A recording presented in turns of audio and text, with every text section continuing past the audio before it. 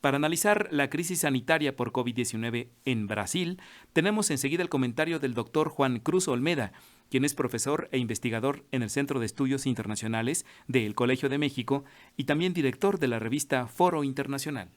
Brasil fue el país latinoamericano en el que se registró el primer caso de coronavirus en la región. En febrero de 2020, poco tiempo después de que el virus apareciera en Wuhan, un ciudadano de Sao Paulo, de 61 años, que había viajado a Italia, en donde los casos se habían multiplicado recientemente, fue diagnosticado con la enfermedad al retornar al país. En ese entonces, cuando se sabía menos del virus, las autoridades pensaron que la situación no era alarmante. Dado que se trataba de un caso importado, se consideraba que haciendo un trazado de sus contactos, rápidamente se podría controlar la propagación. Por otro lado, en esos días aún se estimaba que era menos resistente al calor y por lo tanto el clima del país ayudaría de manera natural a su contención. A casi un año de dicho evento, la situación no puede ser más distinta para el gigante sudamericano. Brasil se ha convertido en el país de la región con la mayor cantidad de casos acumulados, con casi 8,5 millones, y registra cerca de 210.000 muertos. En las últimas semanas, el país no solo alcanza casi 70.000 nuevos casos por día, sino que una serie de noticias más puntuales han evidenciado la gravedad de la situación y los desafíos que dicha nación enfrentará en la contención de la enfermedad. En primer lugar, la atención ha estado puesta en Manaus, capital del estado de Amazonas, en donde el sistema hospitalario ha colapsado y se ha agotado el oxígeno que se suministra a los pacientes con cuadros más graves. Los videos de familiares de los enfermos solicitando ayuda desesperada ante la situación se multiplicaron e hicieron rápidamente virales, poniendo la atención del país en lo que ocurre en esa región remota. El exalcalde de la ciudad denunció que varios pacientes habían muerto como resultado de la falta de oxígeno, y los reclamos ante la poca previsión de las autoridades crecieron de manera recurrente. Ante la situación, aviones de la Fuerza Aérea Brasilera debieron trasladar a una cantidad importante de enfermos a otros estados, y llegó incluso a discutirse la opción de transferir a 60 bebés prematuros que se encuentran en el Hospital Central de la ciudad y que corren peligro de no sobrevivir si no se les administra oxígeno a sus incubadoras. Otras dos noticias, menos estridentes pero igualmente alarmantes, se sumaron a lo anterior. Por un lado, el anuncio de que la India retrasará la entrega de 2 millones de dosis de la vacuna de AstraZeneca Oxford destinadas a Brasil, con las que el país contaba para iniciar la campaña de vacunación con el objetivo de detener la expansión del virus. Por otro, la noticia de que la vacuna desarrollada por el laboratorio chino Sinovac, que fue testeada en Sao Paulo junto con el Instituto Butantan y que ha sido una apuesta fuerte del gobierno de dicho estado, arrojó una eficacia mucho menor a la esperada.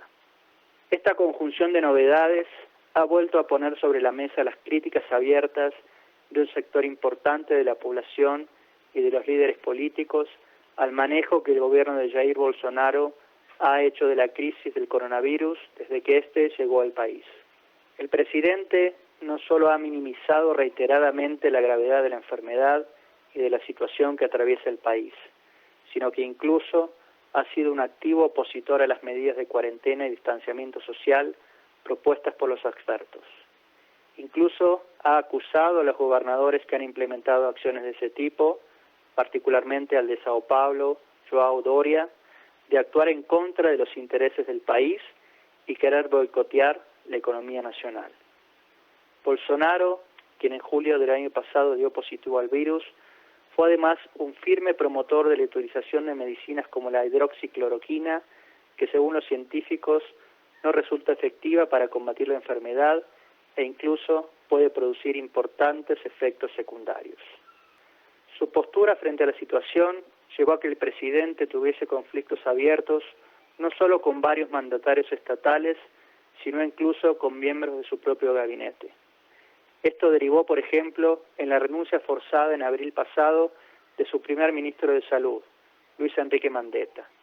Su reemplazante solo duró en el cargo un mes y durante lo más grave de la pandemia, dicha cartera estuvo ocupada de manera interina por quien luego fue confirmado en el cargo, Eduardo Pazuello.